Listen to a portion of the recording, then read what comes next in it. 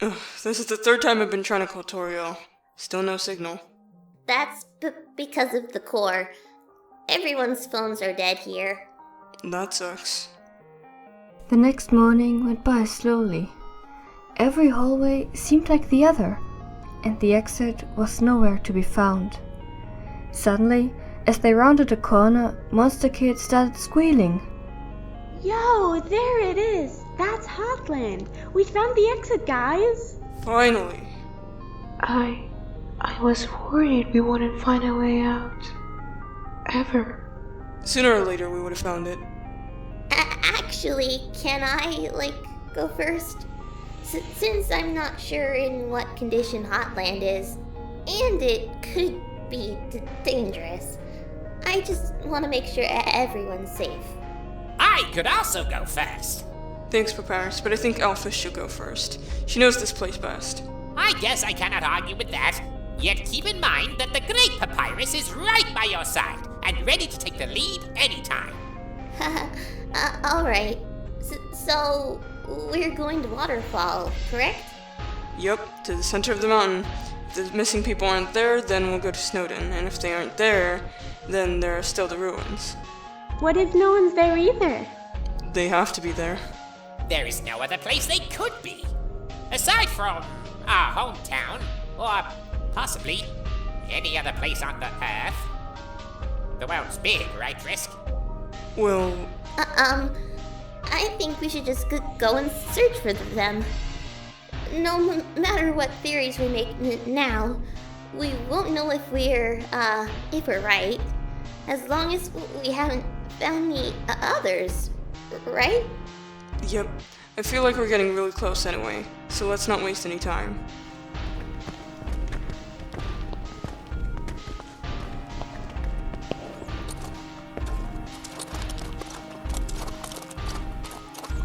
Wasn't the exit supposed to be in Metaton's hotel thingy?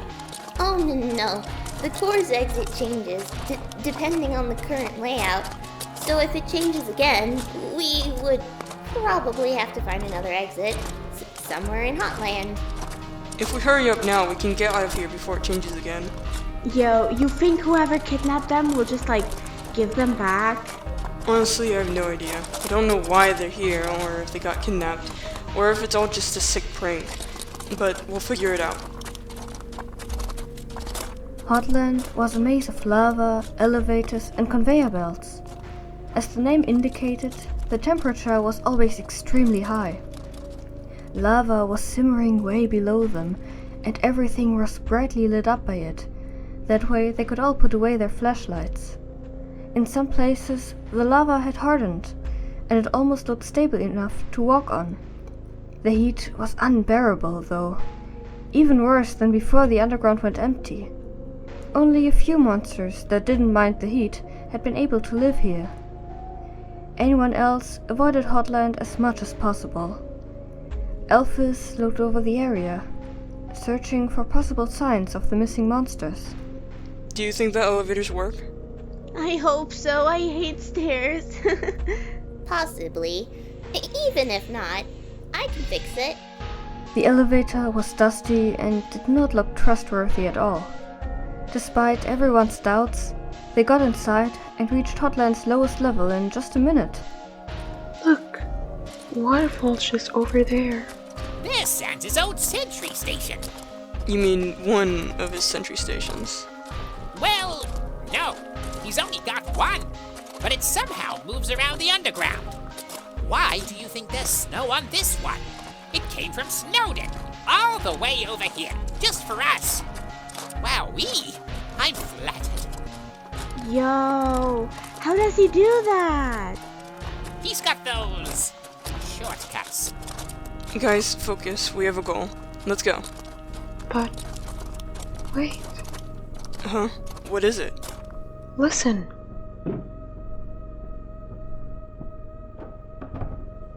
Elvis, did you forget anyone in your lab? What? A tall, futuristic-looking laboratory had appeared before them. There were no windows, and the only door that led inside was closed. they could see a tiny beam of light coming from underneath it. It appears the sounds are coming from your old lab. Did you forget anyone?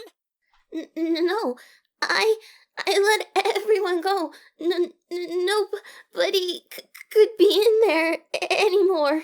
It's supposed to be empty. Oh no. Elphys, calm down. It's not bad. Maybe the missing people are in there. Oh, well, wait.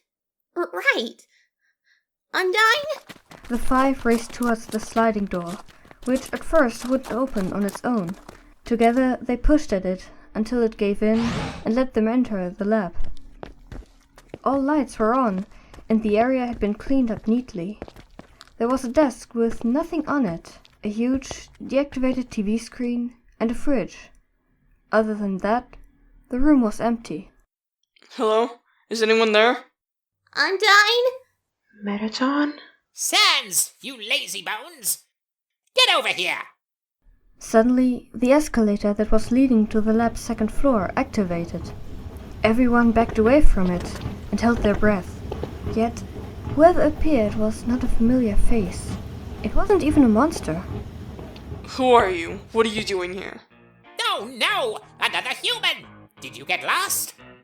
As they reached the bottom of the stairs, Frisk got a closer look at them. It was, indeed, a human. A girl with short, wavy, black hair and bright blue eyes. She was wearing a dark blue shirt with turquoise stripes. Her red sneakers were worn down and faded. Although she was perhaps 1 or 2 years older than Frisk, the girl wasn't much taller than them. Well, look who it is. My name is Nemesis. I was wondering how long it would take you to get here. When did you notice your friends were missing? Wait, hold up. Do you know where they are? Of course I do. I'm the one that brought them here, after all. They're here? Undyne? Shh, Elphys, we'll find her later. So you did kidnap them. Man, that's rude. I wouldn't really consider it kidnapping. They all got here on their own. What is that supposed to mean? Well, you see, Frisk, I have a special ability. I can control people's minds. But that's not the best part. Ever since I heard that you freed the monsters, I knew I had to do something. Something to stop you from throwing off the balance. So, I've been learning how to use magic as well. That's not possible. Humans can't learn magic. How do you explain this, then, Miss Professor? The friends took a step back as the girl smiled and moved her hands up in the air. Slowly, a brightly glowing ball of energy started to form. She took a swing and launched it at the ceiling, where it exploded into 1,000 shimmering pieces that rained down on them. Wowee! Where did you learn that? I have my ways. Now, Frisk, I have something to ask of you. How do you even know my name? Your name was everywhere. On TV, on the news, everyone was talking about you. The oh-so-great savior of monsterkind. The one and only Frisk that reunited the realms and brought peace upon the world, blah blah. I never chose to be that person. It was just what I had to do. What you had to do? Listen to yourself. You don't even know what goes on behind closed doors. You don't know why none of the monsters could live in a real city. You don't know why they were locked down here in the first place. You don't know anything. Tell me what the reason is. Isn't it obvious? It's because they are monsters, beasts, creatures that don't deserve to see the light. That's not true. Then try and prove me wrong. I've been reading about the legends. I know how it really was. The monsters were greedy, and they were the ones that started the war. Everything they told you was a lie. They received their rightful punishment, and you destroyed it and brought darkness upon our world. That's not true. These monsters are my friends, my family. They've helped me out. They gave me a home. Don't judge a book by its cover. Whatever. It's all just lies anyways. They're only doing this to help themselves, and you're just too blind to see it. That is untrue, human. I only make spaghetti to make others happy. I don't make it for myself. And I also... It's not your turn, freak. Frisk, I'm just asking for one thing here. Reset. Bring it all back to zero. Get monsterkind back to where it belongs. You're sick. Let's go, guys. Yo, what do you mean reset? Like, In a game? Monster Kid, let's go. Frisk hurried outside, closely followed by their friends. They could hear Nemesis yell something after them. They'll get what they deserve, Frisk. You can't do anything about it. What did the human mean by reset? Yeah, man, Frisk. You know what they meant? No idea. Let's go somewhere safe and then let's make a plan. Napstablook, what about your house? Sure. I'll lead the way. Or something. After rounding a few corners, they stopped running and slowed their pace. They had arrived at Waterfall. It was still very beautiful, even after such a long time. The ceiling was covered in sparkling crystals that almost looked like stars.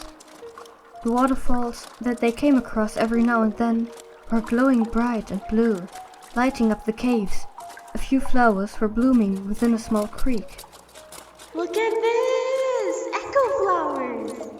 Monster Kid poked at the flower, and it repeated what he said. Echo flowers! I wonder what it said before. Oh, sorry, dude. It's fine. Anyways, I'm assuming the people we're looking for are in the lab. Elphys, by any chance is there any other place other than the basement where monsters could be? Frisk got no response. Elphys, are you okay? Oh, what? Me? Yes, you. What's wrong? Everything? Don't worry, we'll find a way to free everyone, okay? Believe me. Yo, I think we can do it. Together we'll kick that person's butt. Yeah. But to find them, we have to go down there. It's the only place they could be. You mean the actual lab? We are going down there? It can't be that bad, right? I mean, I just, don't like that place at all. I can understand that, but you have to trust me. And if you want to see Undyne again, we need to get there somehow. Are there any other ways to get down there other than through the door in your lab? No, that's the only one. Then we have to find a way to sneak past. We're almost at my house. I'm sorry, but I didn't clean up. I wasn't expecting to have guests. I'm sorry. It's been 2 years. Of course you didn't clean up. Sorry. It can't be worse than my room. The town is over there. It was a tiny, cozy town, surrounding a pond. Napstablook led them into a side area with 2 houses that were strangely bent over at the top. One was orange and the other one was blue. The ghost approached the blue one and opened the door. The inside was empty, except for a few cobwebs. Oh, I forgot to tell you.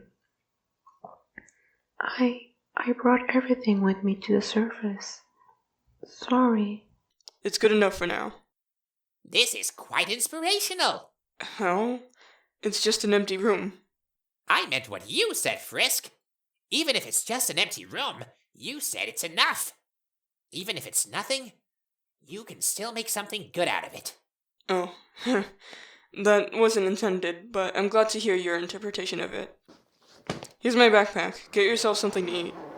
I'll go call Toriel and tell her all about this. I'll be back in a minute. Alrighty.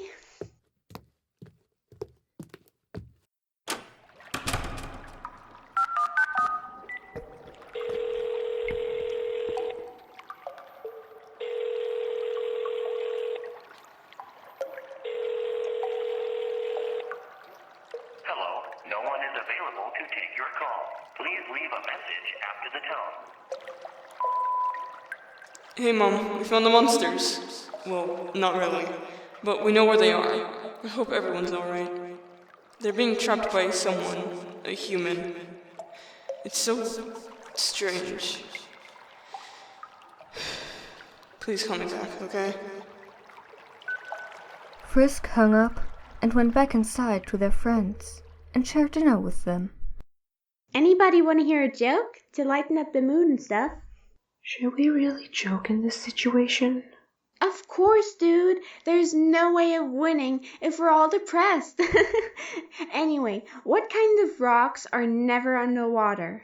Pet rocks? No, it's dry rocks. Oh, That one was bad. Then tell us a better one, Frisk. Challenge accepted. What do you call a short psychic that's just committed a crime? I don't know. A small medium at large. Okay, that's 100 times better than my joke. Oh, can I, also tell a joke? Of course. Okay. Why did Naruto cross the road? 'Cause it was a filler episode. It's, from an anime. I don't think I've seen that one before. I haven't seen any anime before. Undyne tried to convince me it's more than just cartoons for children. But I just have higher standards than that. Actually, it's not for children. Most animes have weapons and fight scenes and gore, so it's not for kids at all, even though I let Frisk watch Mew Mew Kiss a Cutie, but I just did that because they had to experience it. Oh, and mostly because I needed someone to say that the second one stunk. Did you hear they said they were working on a third movie? I hope it's not going to be as bad as the second one, and I'm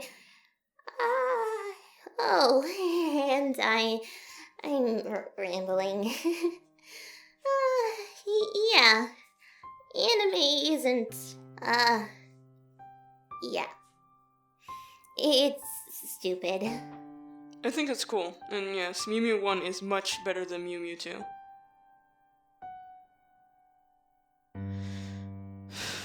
Okay guys, you all know we're not giving in, right? We're gonna find a way to free everyone. Undyne, Mettaton, Sans, Asgore, and everyone else. We're a team and we can only get through this together. I don't know how powerful Nemesis really is, but it might get dangerous. I'm not asking for you to do something you don't want to do. Not in the slightest bit. If any of you want to go back, that's okay. Nonsense. We have come so far, we are not giving up. Besides, there is no way you can win without me. Exactly. We're by your side till the end of the world. oh. I can't just leave now. So, I guess? You're right. We're a team. And if we work together, we can get everyone home safely in no time. Exactly. So let's make a plan.